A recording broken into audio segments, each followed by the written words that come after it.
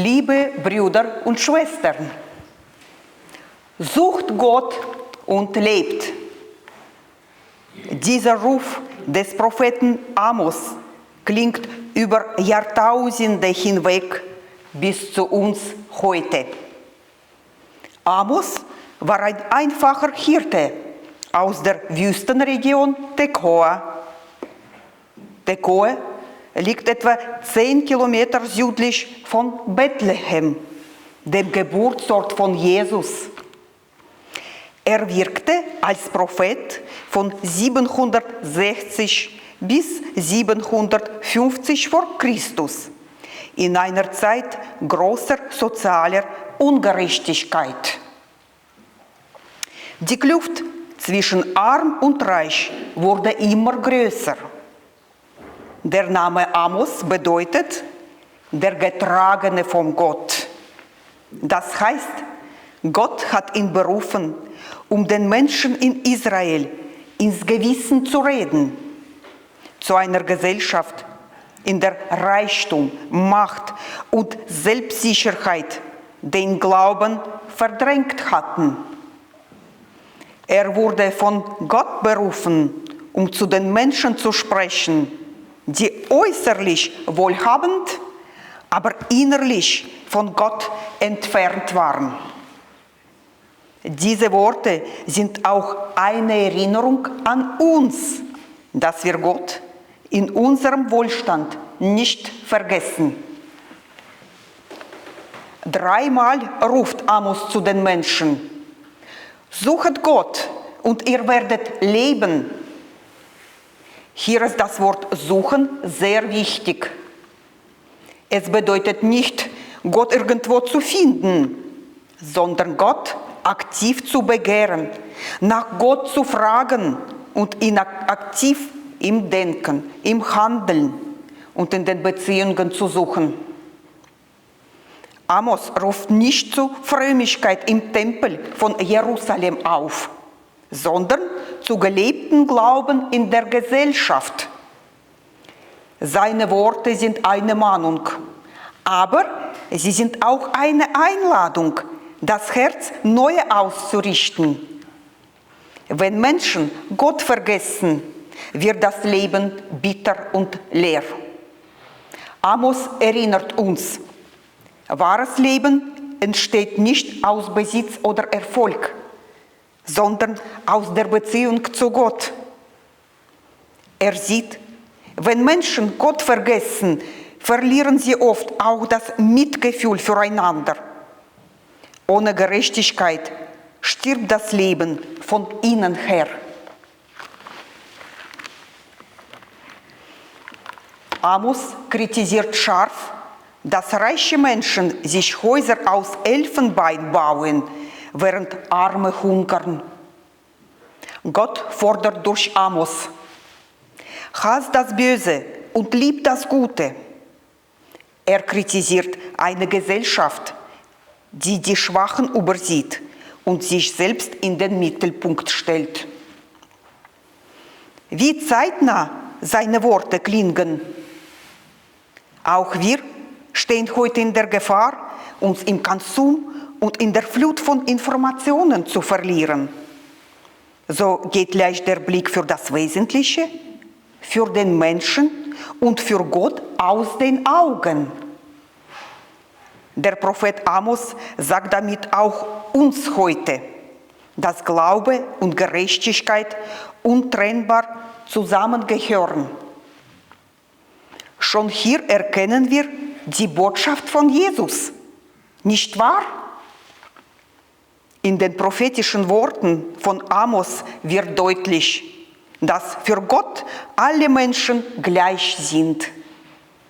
Er schaut nicht auf Reichtum oder Stellung, sondern auf das Herz. Trotz seiner harten Worten bleibt Amos ein Prophet der Hoffnung.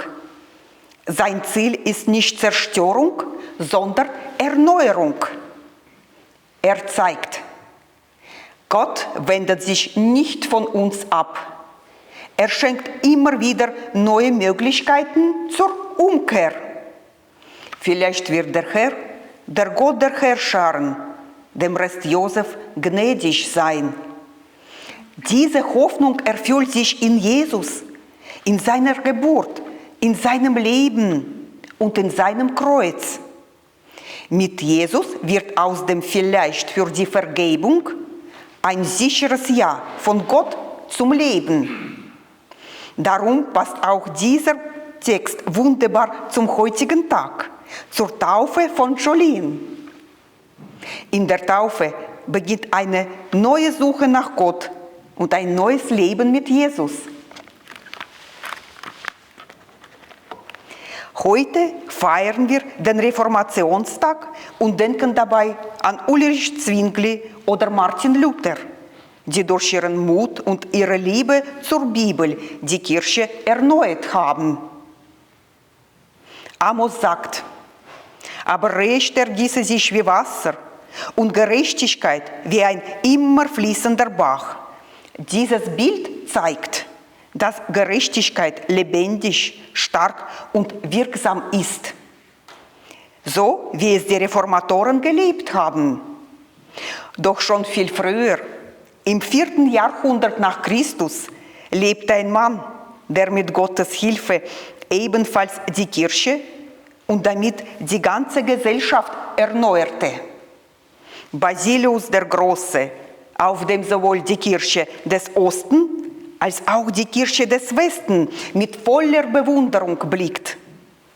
Er war ein Pfarrer, ein Kirchenlehrer und Bischof von Caesarea in Kappadokien, im Felsengebiet der heutigen Türkei. Basilius stammte aus einer gläubigen Familie. Seine Großmutter Makrina, die Ältere, hat ihn im Glauben geprägt.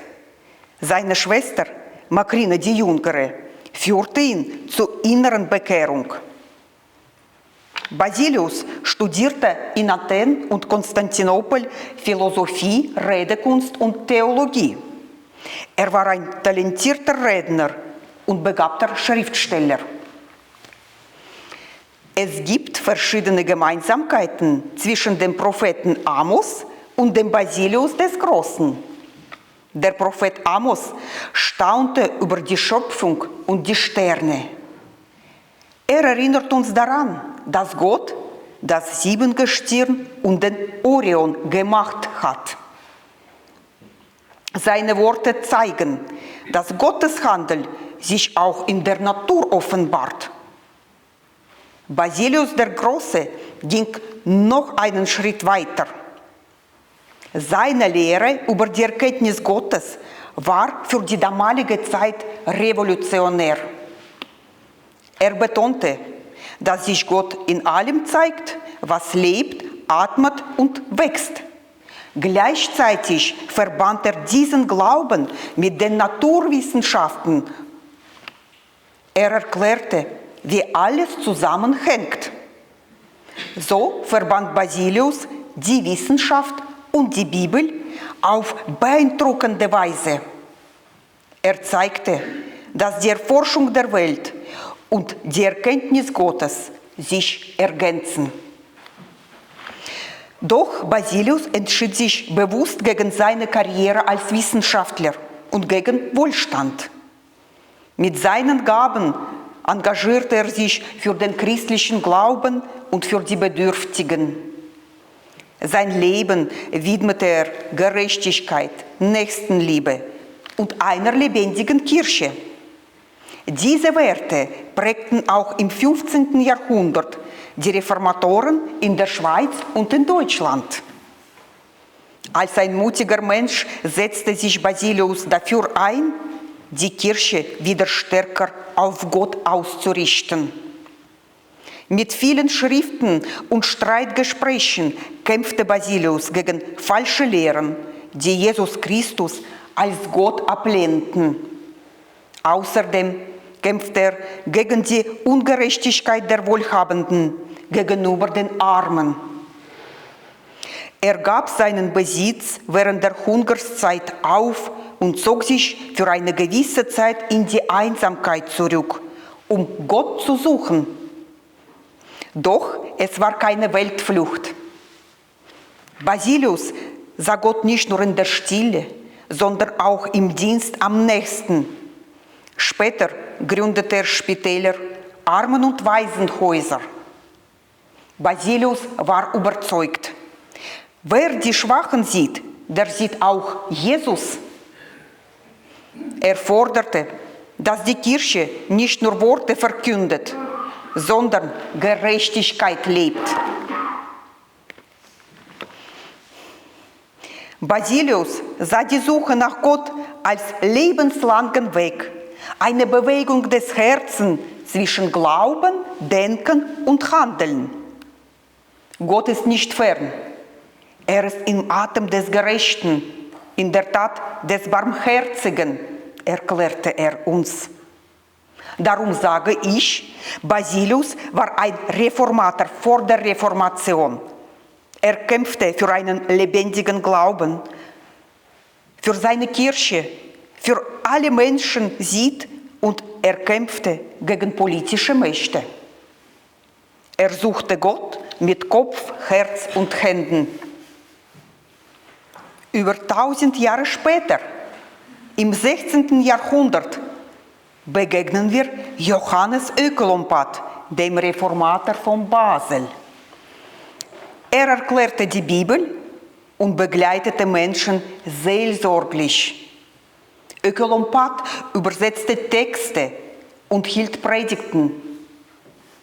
Eigentlich hieß er Johannes Hausschein, nannte sich aber Oekelompat, Hauslaterne, weil es damals modern war, Namen auf Latein zu übersetzen. Er heiratete eine Witwe und übernahm liebevoll die Verantwortung für ihr Kind. Oekelompat bewunderte die Kirchenlehrer, besonders Basilius den Großen.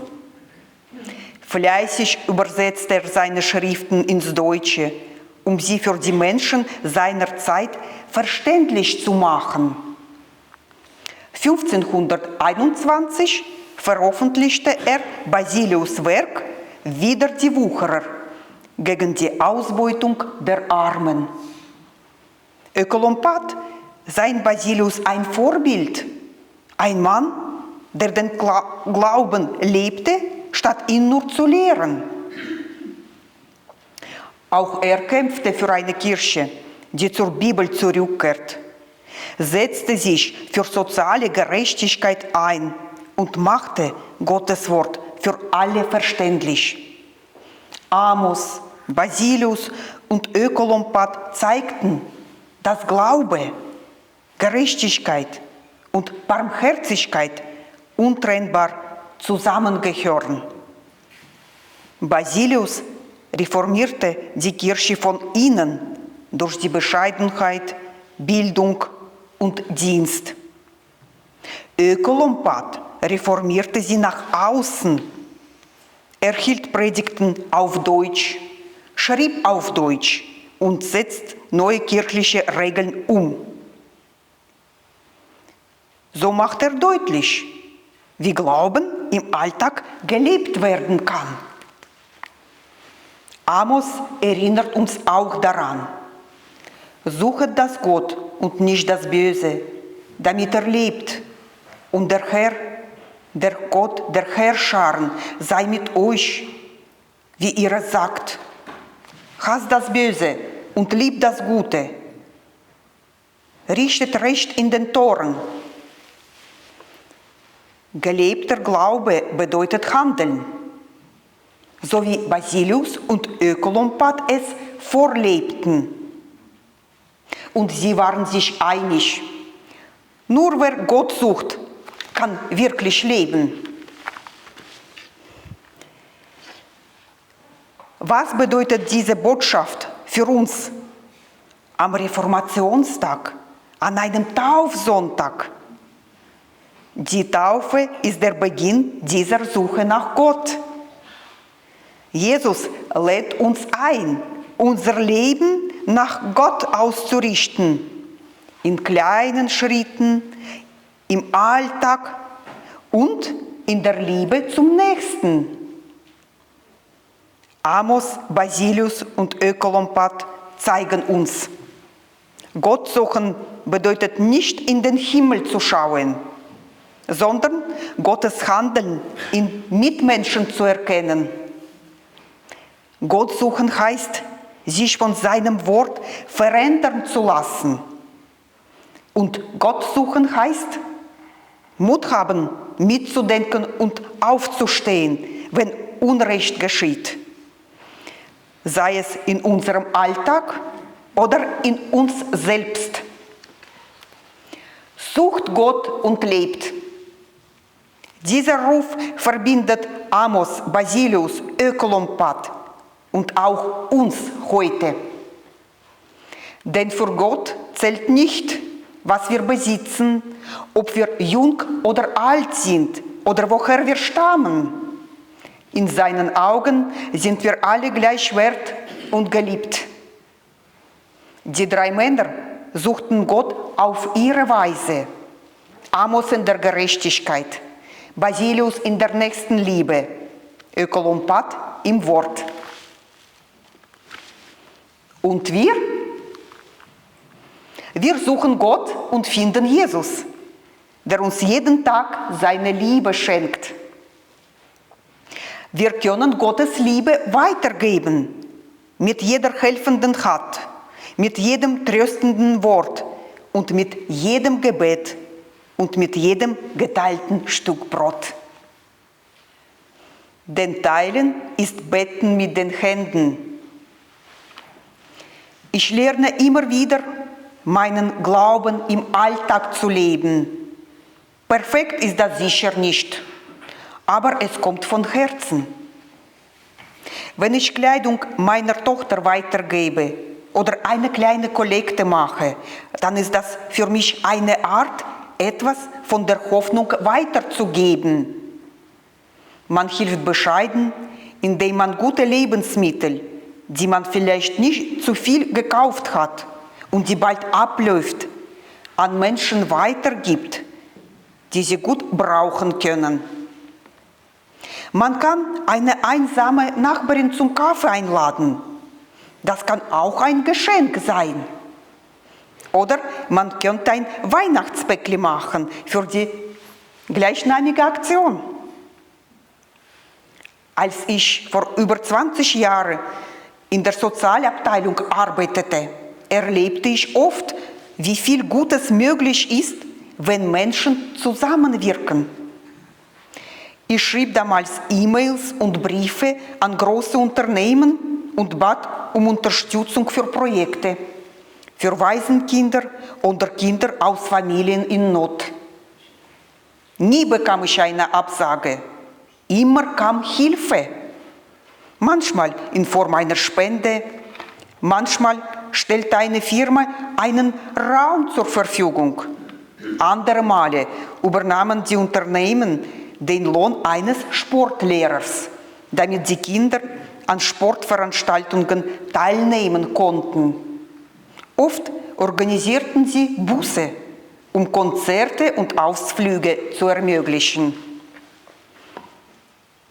Diese Erfahrungen haben mir gezeigt, auch Menschen mit Wohlstand haben ein großes Herz. Viele teilen von ihrem Überfluss mit anderen, leise, großzügig und ohne viel Aufsehen. Und in all dem wirkt Jesus mit seiner Liebe und Vergebung. Er bewegt Herzen, öffnet Hände und verbindet Menschen, die einander sonst vielleicht nie begegnet wären. All das, jedes Helfen, jedes Teilen, jedes gute Wort ist auch ein Stück Suche nach Gott. Ich habe Freunde, die Gott gesucht und dann Jesus gefunden haben. Die Bibel zeigt uns, Jesus ist Gott. Sucht Gott und lebt. Das ist der Ruf, der durch die Jahrhunderte klingt. Von Amos über Jesus zu Basilius und Ökolompat bis zu uns heute. Gott zu suchen bedeutet, Gott Raum zu geben in unserem Herzen, in unserem Denken und in unserem Tun. Amen.